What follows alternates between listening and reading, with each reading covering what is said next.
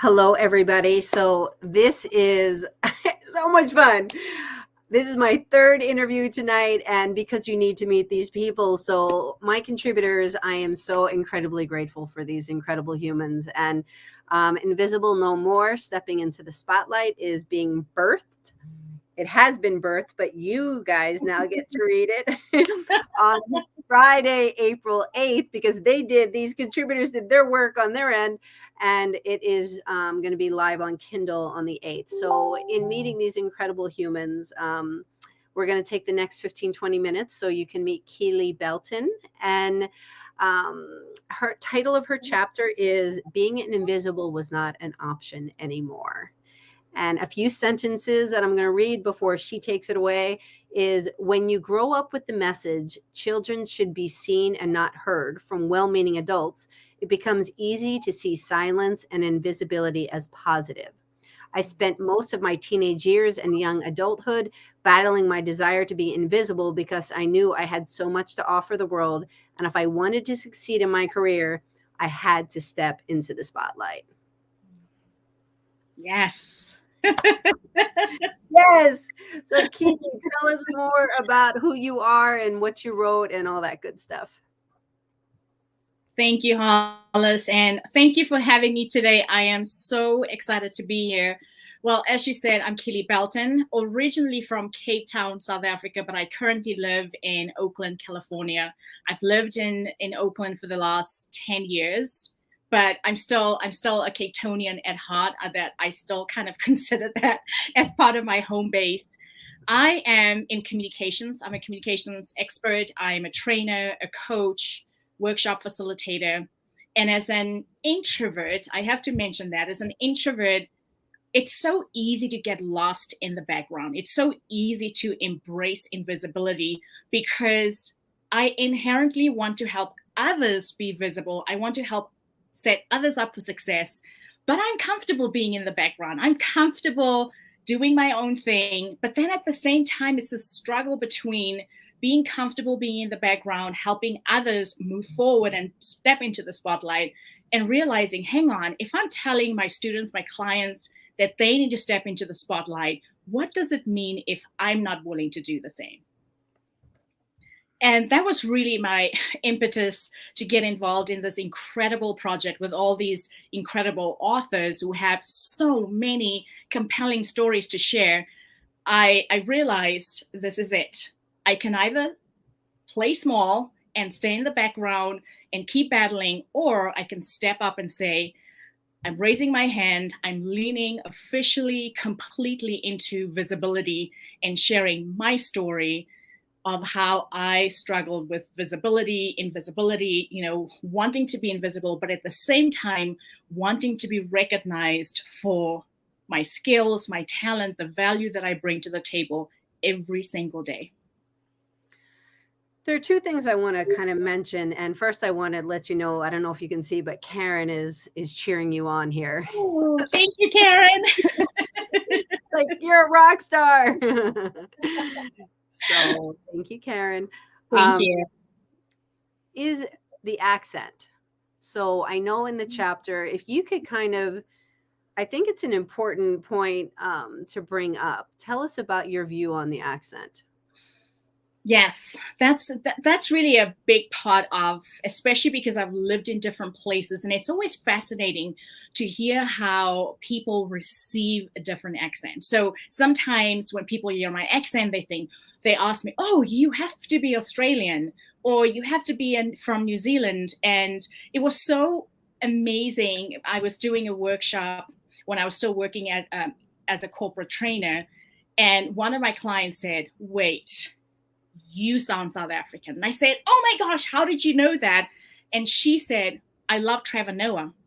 Trevor Noah he came onto the American scene, and thanks to him, now my accent is being received as South African." So I'm embracing that instead of given a different identity where I have to say, nope, that's not me. But then the other part that's probably not as fun is when somebody hear my accent, they kind of get curious and they ask questions. and I tell them that I'm from South Africa, number one, they tend to say, "Oh, you're from Africa." And I tend to say, well, Africa is a really big continent with so many different countries, but okay, we'll leave it at that. And then the next comment would be, "Oh, you speak English so well for an African." And, in the beginning when I was younger, that would really offend me in terms of, what are you talking about? Clearly, you have no idea what Africa looks like. You have no idea that English is one of our main languages. We all grow up learning to speak English. So that's kind of the thing where somebody say, "Wow, you speak it so well." And then, of course, I've had kind of the British influence where when I was working and living in London and parts of the UK, people there thought, "Oh, you're one of us. That was easy." But it's definitely been a different experience living and working in the US, where it's this, some celebrate it because it's foreign and it sounds, what's the word? It sounds really exotic, where for others it's that, "Oh, wow, you speak it so well." Like, now I don't care anymore. I'm at the point where someone says, "Oh, you speak English so well." And I say, "Thank you so much. I appreciate it." I'm not going to get into that conversation with you unless I really want to get invested and I want to build a relationship with you. Then I will open up the conversation around that. Reason I wanted you to bring this up and talk to it is that it's that idea of identity and how you talk about it in the chapter and you bring it up and how you're seen and how sometimes you felt like maybe you had to speak a little bit louder because of it.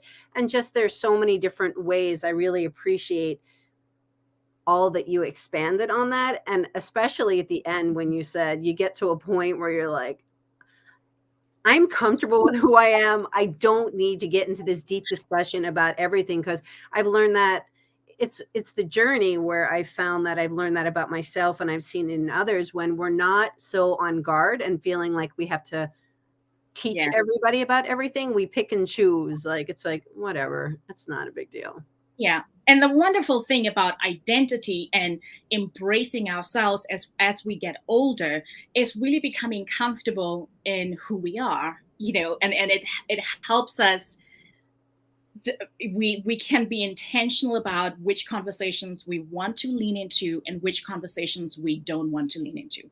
If I'm meeting someone at an airport and we all flying in different directions, I probably won't delve deeper into a conversation unless they truly show genuine interest and they are asking those questions. But if it's just a flippant statement, I'm okay with it. It doesn't hurt my identity, it doesn't shape my identity, because I now know who I am, and I've come a long way, and I've worked really hard to be who I am today. Talk to us a little bit more about, I know it's in the chapter and it's just giving a little bit about it, but what kind of dancing gave you some freedom? Ooh, yes, thank you for mentioning that. Salsa dancing. I absolutely love salsa dancing, and I'm so grateful to a college friend of mine. When we were just young adults, started working, she dragged me kicking and screaming to salsa dancing. I did not want to go because the thought of being there with a bunch of people, one that I didn't know, to dance a dance that I did not know was not appealing. But Nikki she was relentless. She said, "Hey, just go, let's try it out. We'll take a class and we'll see how it goes. If you don't like it, guess what? You don't have to come back." But the bug, I was bitten by the dancing bug, and I absolutely love salsa dancing. The wonderful thing about it is when I step onto the dance floor and I hear that music come on and I have chemistry with my dance partner, I lose myself literally. I forget about everybody around me. It doesn't matter who's watching, who's talking, who might be judging, who might be thinking, "Oh, she's not doing it quite perfectly," or even who might be celebrating me. "Wow, look at her dancing." I just do it for me. I do it for me. I do it for my partner. And that has really helped me embrace visibility. For the first time, I realized to be visible doesn't have to be this daunting task. It can be fun. It can be rewarding. It can be easy when you find something you truly enjoy and you completely lean into it and lose yourself and forget about the thoughts in the back of your mind telling you, "You're not good enough. You shouldn't be doing this. People are watching," and you just have fun. So salsa dancing, whatever that is for you, it might not be salsa dancing. I know, Hollis, you and I had a conversation around you wanting to try out belly dancing, and I'm cheering you on. I can't wait to see the videos and the photos of you trying that out. Oh my gosh. Oh my gosh. I appreciate that. And it's good to be able to say things out loud so then you have accountability partners. So you don't back down because that whole like, yes, there's a lot to go in there. But I really appreciate what you're saying about you losing yourself. Mm-hmm. And not, it doesn't matter what others think. And this is truly what it's, we hear this word so much more lately, but flow. Being in that flow state, being in that, it's where it's where so many things are. Balance is, we create more balance, we get ideas, we get downloads, we're present, we're all of these things because we're just in it, and it's just that connection, right? Absolutely. You mentioning it being present. It's really about feeling it in your body. You're not thinking about, there are no thoughts running around. You are just feeling it and you're having a good time. And I have to say, Hollis, that has been part of what I enjoyed about being part of Invisible No More. That just the workshops we've had, the connection we've had, all the different authors, and just your leadership. I remember, I'm trying to remember what it's called, ekphrastic. Oh, am I saying that correctly? Yeah, That the ekphrastic poetry. the workshop you led, it was so eye-opening for me because as an introvert and as someone who constantly always says, I'm not a creative, you allowed all of us to just write. And that was where the flow came in. For the first time, I started seeing really big pieces of my chapter, how I wanted to formulate it, how I wanted to really get it to flow and not only tell my story, but also give some tips to people who are reading that story and thinking, okay, great, you've leaned into it, but how do I do it? So really talking about flow, that was instrumental for me, those workshops, and just writing whatever comes to mind without the concern of it being perfect, without the concern of making sure the grammar's right. So that was really, really helpful. Oh, I am so glad. And that's really the point, right? It's Yes. done, not perfect. It's Mm-hmm. because, so why did you say yes to this opportunity? Well, my dear friend Karen Laus, who's also a contributing author, she gave me a nudge. She said, you absolutely have to get involved. And Karen will tell you, my first response was, I don't know. Can I think about it? Because that as an introvert, that tends to be my default. Can I think about it? When I was younger, it was no. Now it is, can I think about it? And I really intentionally think about it and make a decision. I talked to my husband, who was my biggest cheerleader, and he said, you absolutely have to do this. One of the biggest parts of my business that I founded 2 years ago is helping introverts become more dynamic and confident speakers. And that truly means stop being invisible. It's about owning your introvert superpowers, owning your powerful voice, and speaking up. It's not about being loud, but it's about using that quiet voice to authentically share your ideas, to authentically share your message. And the Invisible No More, stepping into the spotlight, was just on point. It nailed it. And I felt it was just that gut feeling of, I cannot miss this opportunity to be part of this project. Yes. I'm so glad that you said yes. And it just lights me up every time because it's truly, it's like, because it's the awareness. It's like when the awareness, when we actually go feel that feeling, when we feel that butterfly feeling, when we feel that it scares the shit out of me, yes, I will do it, or whatever that looks like. Or it's these opportunities that we step into. And like Karen just said, she said baby steps. Yes, absolutely. So sorry. Moving the cat. No, we're part of the conversation. He wanted to be part of it. So yeah, so it's those baby steps, and the world is better for it too. It really is. I'm so grateful, and I know the fact that I decided to become a contributing author hopefully gives others permission to do the same. because we all have a story to share. We all have our own stories. We all have our backgrounds. We all have our moments of struggle, and then of clarity, and then of winning. And sometimes you need someone else to shine the light on the incredible things that we are all doing. So I'm so excited that the book is launching on Friday, and I bet every single reader who grabs a copy of this book will find a story that will resonate with them. There's just so many incredible stories to share. And that's the beauty of it, is that all the short stories that are in this space, they're 9 to 10 pages. So it's kind of like you can really kind of go through and see what resonates, see who resonates with you, and see this one topic in so many perspectives. So Keely, can you please tell people how they can connect with you? Absolutely. Thank you for the question.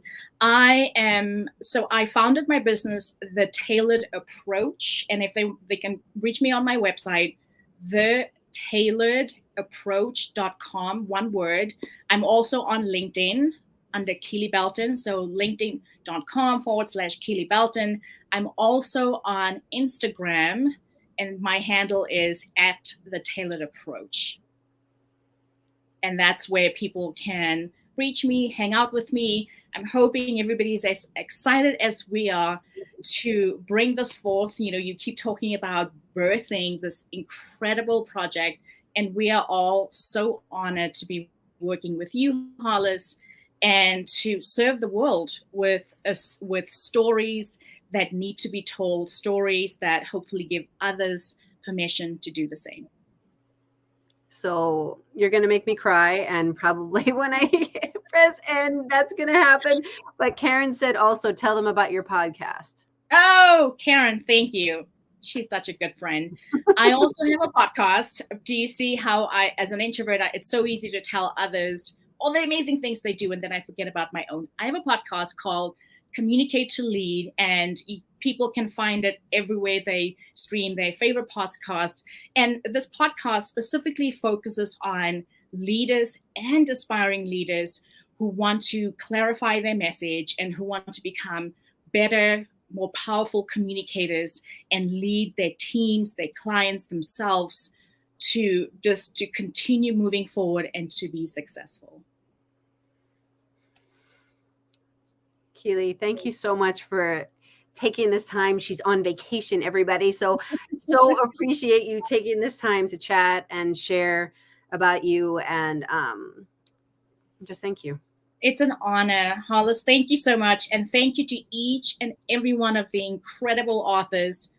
What a space you have all held for me, for each other, and we are really grateful. And of course, Hollis, to you, I love what Kelly said, our fearless leader, for really making this happen, for really bringing us together and helping us get clarity on this really crucial message that needs to get out there. Well, thank you. And that's what it is. It's bigger than us. It just needs to reach every person. So thank you. Thank you. And to those live, thank you, Karen Laus, for being here. And thank you, Karen.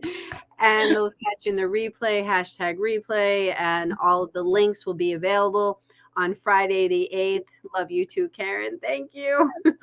So all the links will be available, and we are signing off for Keely is the last interview for today being Tuesday, and tomorrow meet 4 incredible contributors, 4 more, and we just appreciate everybody who's watching, and yes, just taking all this goodness in. So we wish you a good morning, a good afternoon, a good evening, wherever you are, and be talking to you tomorrow. So goodbye, everybody. Thank you, everybody.